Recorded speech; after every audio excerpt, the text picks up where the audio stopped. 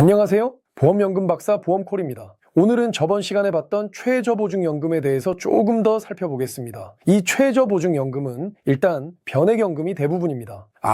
변액연금? 이렇게 말씀하시면서 곧바로 방송을 그만 보시는 분들이 많으실 겁니다. 예전에 변액 글자가 들어가는 보험에 가입하셨다가 본전도 못 찾으신 분들 참 많죠? 근데 나가시면 안 됩니다. 이건 예전이랑 다릅니다. 변액이란 건 펀드에 투자해서 금액이 변동된다는 말인데 역시 변동은 됩니다. 이 상품도 그렇습니다. 하지만 위에서 보시듯이 펀드 투자 수익률이 최저보증이율 8%보다 더 높다고 하면 당연히 펀드 투자 수익률로 연금을 받게 되고, 반대로 최저보증이율보다 낮으면 이율을 확정적으로 우리가 최저로 보증해 줄게 라고 해서 여기 같은 경우 달리 8%를 받게끔 해준다는 겁니다. 변액이지만 변액이 아니고, 따라서 내가 손해볼 일은 없다 라고 한 겁니다. 아시겠죠? 지금 시중에 있는 최저보증연금은 6%, 7%, 8% 연금이 있는데요. 6%, 7%, 8% 연금은 각각 달리로 6%, 7%, 8%로 분리가 된다는 건데요. 일단 사적연금이고 소득세법에 규정된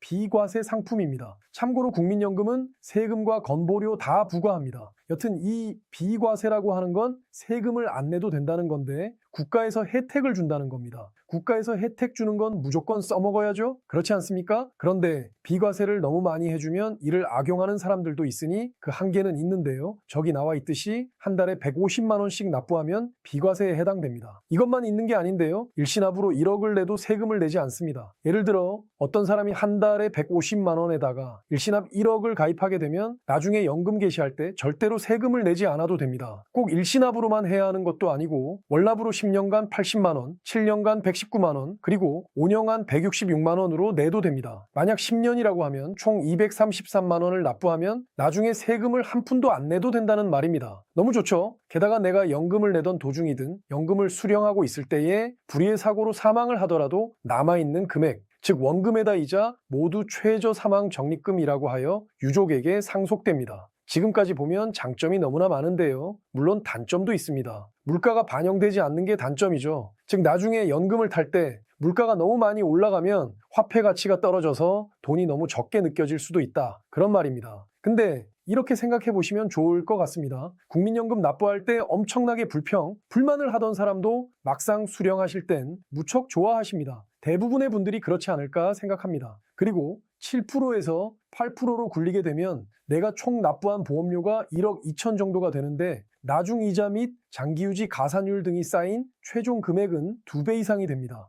10년에서 20년 동안 투자로 2배 이상을 굴리신 분들은 본인이 투자를 잘 하시니 그쪽으로 가는 게 맞을 수 있지만, 투자를 못하거나 투자에 전혀 관심이 없는 분들에게는 나쁘지 않은 상품입니다. 요즘 국내 주식시장에서 빠져나온 개미들이 대거 서학개미, 즉 미국 주식을 투자하신다고 하는데 전 세계에 최고의 기업들이 있으니 미국 주식이 좋은 건 사실입니다. 하지만 장기적으로 투자를 할 수 있느냐가 첫 번째 문제입니다. 나이가 들어서도 계속 주식 차트를 매일매일 들여다보고 주가가 올라가면 좋아하고 떨어지면 스트레스 받고 이런 걸 매일 할 수 있느냐가 문제인 거죠. 자, 그럼 지금 시중에 나와 있는 연금 회사들을 살펴보겠습니다. 그리고 45세 남성을 예를 들어 보겠습니다. 45세 남성이 10년간 233만 원씩 납부하고 10년 거치해서 65세가 되었을 때 그때부터 죽을 때까지 월 얼마를 받을 수 있는지를요. 또 이 회사들 중 어느 곳이 가장 높은 연금액이 나오는지 한번 보시죠. 제일 많이 나오는 곳이 시사네요.